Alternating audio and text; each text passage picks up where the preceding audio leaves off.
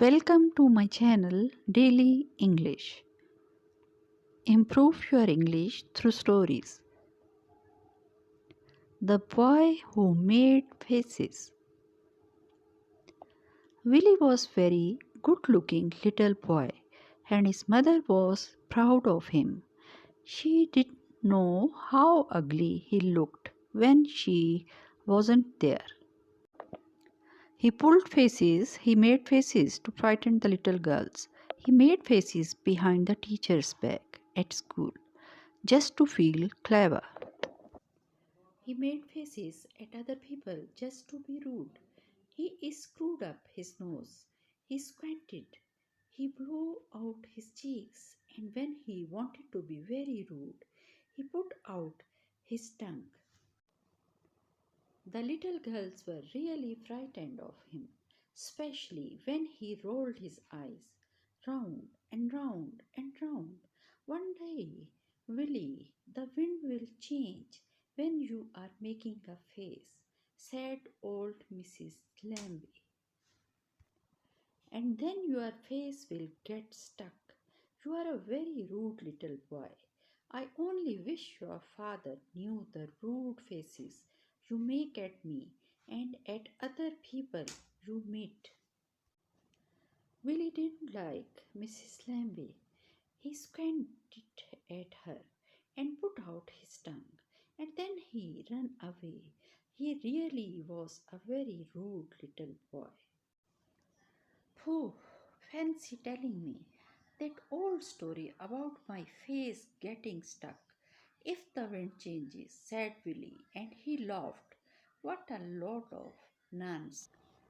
And then something happened. It happened that very afternoon, as Willie was going home from school, he passed the old man who sold newspapers at the corner, and as he always did, he put his tongue out at him. In and out went his tongue, in and out, and Willie danced round as he made his face.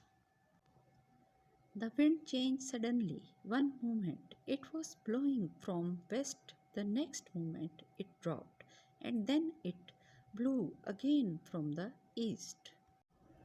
And Willie's face was stuck. He squinted, and his tongue went in and out. He didn't notice it at first as he ran off, squinting his tongue, going in and out rudely. Oh dear! I'm squinting too hard and my eyes won't come right, said Willie suddenly. And why won't my tongue keep in? Goodness, here comes my headmaster. I'd better cross to the other side of the road. But his headmaster called to him, Good afternoon, Willie. Hurry along home. To Willie's horror, his red tongue came out and waggled itself at the head, who looked most astonished and annoyed. Before he could say a word, Willie, as red as a beetroot, tore down the road and disappeared round a corner. He was beginning to feel very worried. He still couldn't see very well because his eyes were squinting just as much, and it was very difficult for him to keep his tongue in his mouth, even if he does his teeth into it. He slipped indoors. His mother called to him, Willie, you are late. Wash and then come to tea.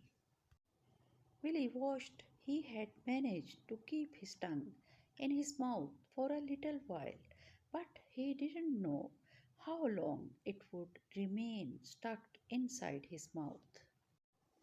He sidled into the dining room, not looking at his mother.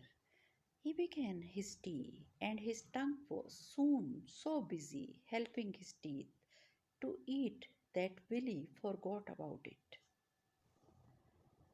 He looked at his mother when she spoke to him, and out went his tongue. His mother gazed at him in horror. Willie, what are you putting your tongue out at me for.